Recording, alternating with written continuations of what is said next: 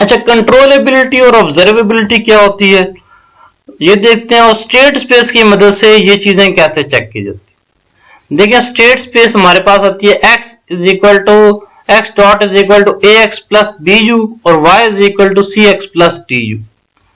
अब एक system controllable तब होता है जब t is equal to t naught से लेकर किसी भी वैल्यू t1 तक उस सिस्टम को हम क्या करें, कंट्रोल कर सकें। ठीक है, मतलब कोई ऐसी इनपुट एग्जिस्ट करती हो, से यहाँ पे जैसे x1 बताया गया है, कोई ऐसी इनपुट x1 एग्जिस्ट करती है जो t इज ग्रेटर देन 0 से लेकर t1 तक ले जाती है। x1 जो है क्या करती है, t नॉट से लेकर सिस्टम को क्या देती है, t1 तक ले जाती है। अगर x1 जो है t नॉट से लेकर t1 तक ले जाती है तो सिस्टम कंट्रोलेबल होगा, और अगर नहीं लेके जाती तो सिस्टम क्या होगा, अनकंट्रोलेबल होगा। स्टेट स्पेस की मदद से ये कैसे चेक करते हैं,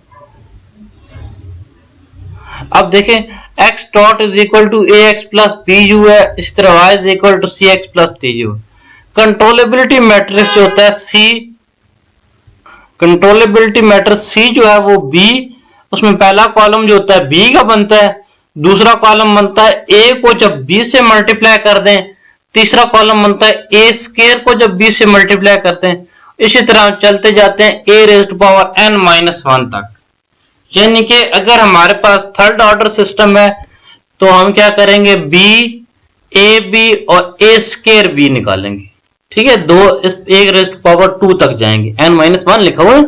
इसी तरह अगर फोर्थ ऑर्डर सिस्टम है तो a रेज़्ड टू पावर 3 तक जाएंगे, a b मल्टीप्लाई करेंगे, फिर a स्क्वायर b मल्टीप्लाई करेंगे, फिर a क्यूब b मल्टीप्लाई करेंगे।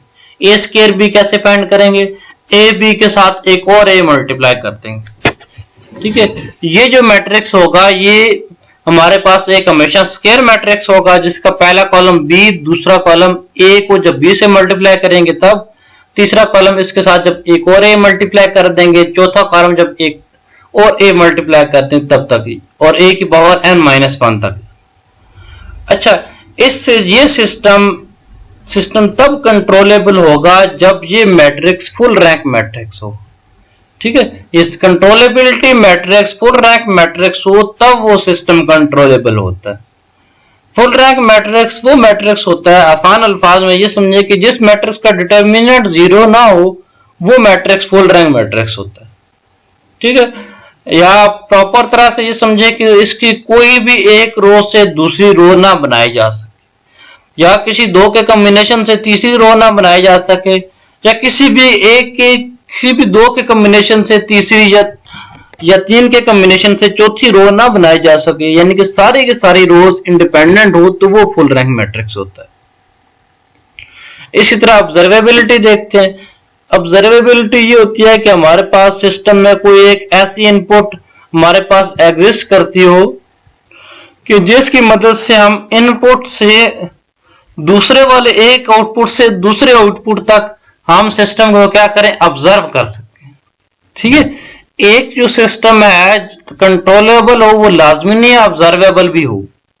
जैसे देखिए, नेचुरल सिस्टम के अंदर हमारा सूरज है, वो ऑब्जर्वेबल तो है, ठीक है, लेकिन एक आम बंदे के लिए वो कंट्रोलेबल नहीं है। आप अपने मर्जी से सूरज नहीं निकाल सकते हैं ना, तो वो ऑब्जर्वेबल है।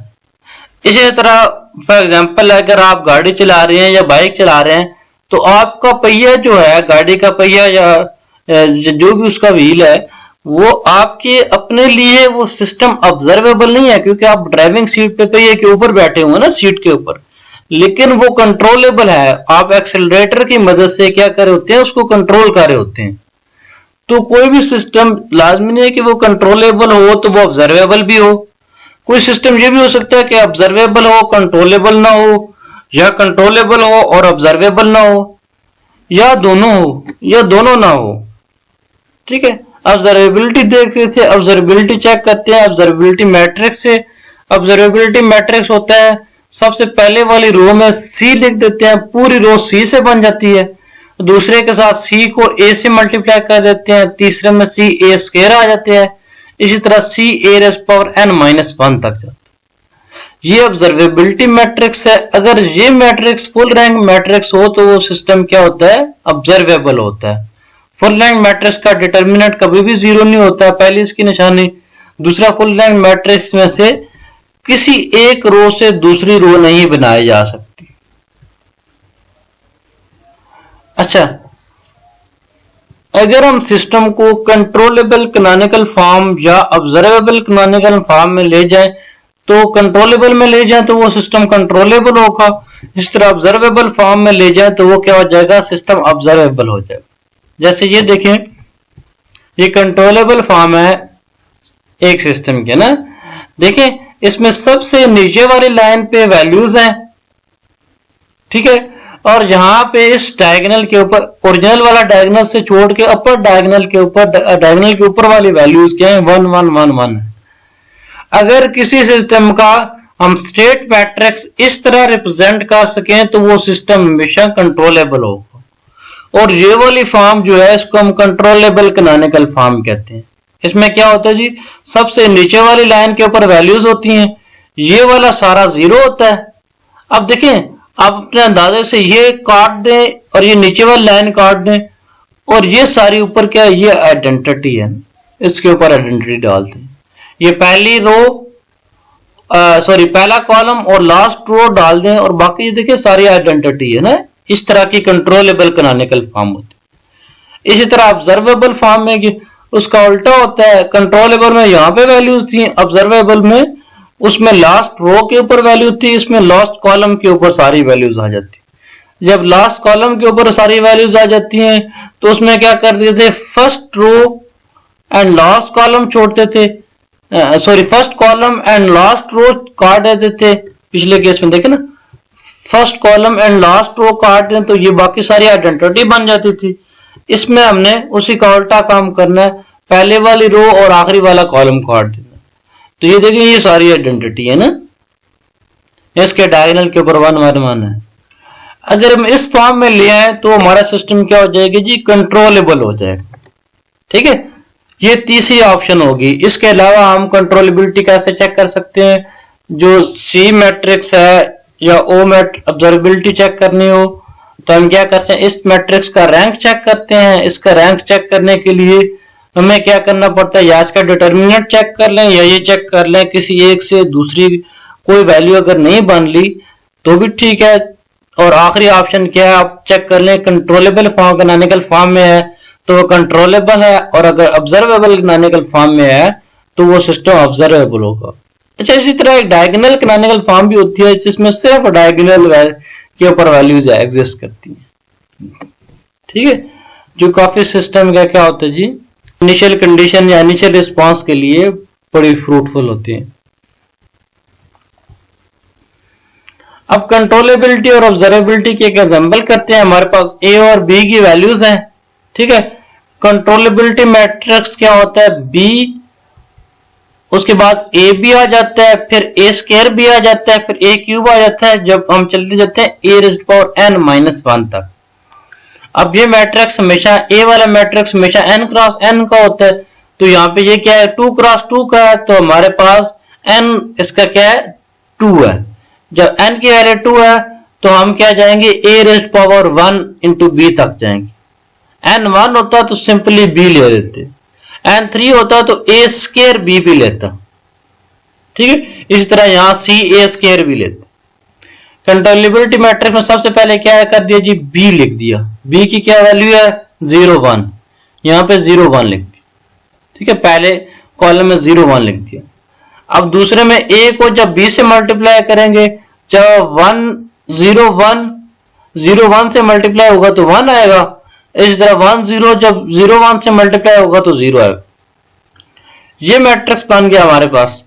जब ये बना, अब देखें इस पहले वाले कॉलम से दूसरा कॉलम नहीं बनाया जा सकता ना, इसी तरह पहले वाली रो से दूसरी रो नहीं बनाई जा सकती। तो ये इसका रैंक कितना है, v का रैंक कितना है, 2 है।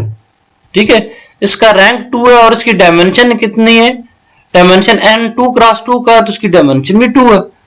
ये देखिए ना, n डायमेंशन कितनी थी, 2 थी, और रैंक भी कितना है, 2 है। जब रैंक भी 2 है, डायमेंशन भी 2 है, तो ये फुल रैंक मैट्रिक्स हो गया। जब ये फुल रैंक मैट्रिक्स हो गया तो हमारा सिस्टम क्या होगा जी, कंट्रोलेबल। इस तरह ऑब्जर्वेबिलिटी में क्या, पहले वाली रो में c लिखते हैं, c कहां पे जी है, 01 लिख दिया। दूसरे वाले रो में क्या देखते हैं, सी को ए से मल्टीप्लाई करते हैं।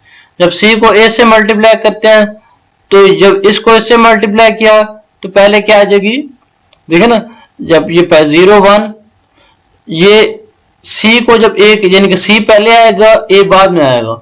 01 जब 1 जब 01 से मल्टीप्लाई होगा तो 1 आ जाएगा। इस तरह 01 जब 10 से मल्टीप्लाई होगा तो यहां 0 आ जाएगा। ठीक है, अब देखें ये 01 है, नीचे 10 है, इससे हम नीचे वाला नहीं बना सकते, इसी तरह इस कॉलम से दूसरे वाला कॉलम नहीं बना सकते। ठीक है, जब इसका एक कॉलम से दूसरे वाला कॉलम नहीं बना सकते तो इसका क्या हुआ जी, रैंक क्या हुआ 2 हुआ, क्योंकि दोनों इंडिपेंडेंट है तो रैंक क्या होगा 2 होगा। डायमेंशन भी इसकी 2 है तो ये फुल रैंक मैट्रिक्स है। जब ये फुल रैंक मैट्रिक्स है तो सिस्टम क्या हुआ जी, ऑब्जर्वेबल भी है। अच्छा, दूसरा ऑप्शन मैंने आपको बताया था डिटर्मिनेंट चेक करें, डिटरमिनेंट देखा 0 -1 तो -1 डिटर्मिनेंट है। इसी तरह इसका डिटर्मिनेंट भी -1 है, डिटर्मिनेंट 0 नहीं है तो इसका मतलब है ये फुल रैंक मैट्रिक्स है। इसी तरह तीसरा ऑप्शन क्या है जी, कंट्रोलेबल कैनोनिकल फॉर्म या ऑब्जर्वेबल कैनोनिकल फॉर्म वो भी होते हैं। जैसे ये देखें, एक सिस्टम का ट्रांसफर फंक्शन है, उसकी x dot of t is equal to 0 1 -2 -3 और 1 0 गिवन। अब ये देखें, ये जो है जब 0 है यहाँ पे कंट्रोलेबल कैनोनिकल फॉर्म में क्या होता था, नीचे वैल्यूज आती थी और यहाँ पे क्या होता था, एक आइडेंटिटी मैट्रिक्स बनता था। आप पहले वाले कॉलम को छोड़ देते थे और सबसे एंड वाली रो को छोड़ देते थे, ऊपर यहाँ पे एक आइडेंटिटी मैट्रिक्स बन जाता था। तो यहाँ पे एक ही वैल्यू आ गई तो वहां 1 डाल दिया। इसी तरह ऑब्जर्वेबल कैनोनिकल फॉर्म में क्या होता था जी, सबसे एंड वाले कॉलम के ऊपर वैल्यूज होती थी और यहाँ पे 0 आता था, इस जगह के ऊपर सीधे वाली लाइन में सारे जीरोज होते थे इसके अलावा, तो और यहाँ पे क्या आ जाएगी 1 आ। इसी तरह अगर ये देखो कंट्रोलेबल कैनोनिकल फॉर्म में है तो ये सिस्टम कंट्रोलेबल होगा, इस तरह ये ऑब्जर्वेबल कैनोनिकल फॉर्म में है तो ये ऑब्जर्वेबल होगा। इसको क्रॉस चेक भी कर लेते हैं। जब b ले लिया, b और a भी ले लिया, ठीक है, पहले b क्या है जी, ये सीधा 0 1 लिख दिया, यहाँ पे 0 1 लिख दिया। जब a को b से मल्टीप्लाई किया तो 1 और -3 आ गया। अब 0 1 से 1 और -3 नहीं बनाया जा सकता तो इसका रैंक कितना है जी, 2 है। इसका रैंक 2 है, डायमेंशन भी कितनी है, 2 है। देखिए सेकंड ऑर्डर सिस्टम है, जब सेकंड ऑर्डर सिस्टम में रैंक भी 2 है, डायमेंशन भी 2 है तो सिस्टम कंट्रोलेबल होगा। इसी तरह ऑब्जर्वेबिलिटी चेक करते हैं, सबसे ऊपर वाली रो में c लिख दें, नीचे क्या करते हैं, c को a से मल्टीप्लाई करते हैं। ऊपर वाली रो में c लिख दिया, जब c को a से मल्टीप्लाई किया तो 2 1 को जब 0 -2 से मल्टीप्लाई किया तो -2 आ गया। इसी तरह 2 1 को जब 1 -3 से मल्टीप्लाई किया तो -1 आ गया। अब देखिए -2 -1 से बनाया जा सकता, 2 1 से -2 -1 बनाया जा सकता है। सिंपली क्या किया, -1 से मल्टीप्लाई कर दिया। इस ऊपर वाली रो को अगर -1 से मल्टीप्लाई कर दे तो नीचे वाली रो बन जाती है। इसी तरह इस कॉलम को अगर 2 से मल्टीप्लाई कर दें तो पहले वाला कॉलम बन जाता है। इसका मतलब यह है कि इन दो में से अगर एक कॉलम हो तो हम दूसरा कॉलम बना सकते हैं। तो एक कॉलम इंडिपेंडेंट है, एक कॉलम डिपेंडेंट है, इसका रैंक कितना हो गया 1, क्योंकि इंडिपेंडेंट कॉलम 1 है। ठीक है, रैंक के लिए हमने अलग पहले भी डिस्कशन कर चुके हैं मैट्रिसेस वाले चैप्टर में ना, मैट्रिसेस वाले से जो पिछले वाला मैट्रिस वाला लेक्चर था उसमें हम रैंक क्या होता है, इनवर्स कैसे फाइंड करते हैं, वो डिटेल से हम डिस्कस कर चुके हैं। अगर आपको उसमें कोई कंफ्यूजन है तो वो चेक करिएगा। ठीक है, इसका रैंक जो है 1 है। अब रैंक जो है डायमेंशन के बराबर नहीं है तो ये सिस्टम ऑब्जर्वेबल तो नहीं हुआ, लेकिन ये कंट्रोलेबल है, क्योंकि कंट्रोल एक तो कंट्रोलेबल कैनोनिकल फॉर्म में लिखा हुआ, दूसरा इसका रैंक भी 2 है, डबल चेक हो गया ना। अब ये ऑब्जर्वेबल कैनोनिकल फॉर्म में है, ये ऑब्जर्वेबल तो होगा। अब इसको क्रॉस चेक भी कर सकते हैं। सी को ऊपर वाली लाइन में सी लिख दिया 0 1, इस तरह नीचे वाली लाइन में सी ए, जब सी को जब ए से मल्टीप्लाई कर, सी को जब ए से मल्टीप्लाई करेगा 0 1, जब 0 1 से मल्टीप्लाई होगा तो 1 आ जाएगा। जब 0 1 -2 -3 से मल्टीप्लाई होगा तो -3 आ जाएगा। ऊपर वाली रो से नीचे वाली रो नहीं बना सकते, पहले वाले कॉलम से दूसरे वाला कॉलम नहीं बना सकते, तो इसका रैंक कितना हुआ 2। जब इसका रैंक 2 है तो ये सिस्टम ऑब्जर्वेबल है। इसी तरह जब b है, यहाँ पे b लिख दिया, b की वैल्यू क्या 2 1 है। इसके साथ जब a को b से मल्टीप्लाई किया तो जो आंसर आया वो यहाँ पे लिख दिया। जब a को b से मल्टीप्लाई किया, 0 -2 को जब 2 1 से मल्टीप्लाई किया तो -2 आ गया। इसी तरह 1 -3 को जब 2 1 से मल्टीप्लाई किया, ए बी फाइंड करें ना, जब 0 -2 को 2 1 से मल्टीप्लाई किया तो ये क्या आ जाएगी -2 आ गया।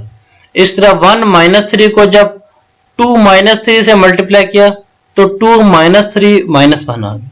ठीक है, अब देखें इसमें इस रो से ऊपर वाली रो से नीचे वाली रो बनाई जा सकती है। इससे क्या करें, 2 से डिवाइड कर दें, या नीचे वाली को अगर 2 से मल्टीप्लाई कर दें तो ऊपर वाली बनाई जा सकती है। इसी तरह इस कॉलम को -1 से मल्टीप्लाई कर दें तो ये बनाया जा सकता है, या आप इसको -1 से मल्टीप्लाई कर दें तो ये बनाया जा सकता है।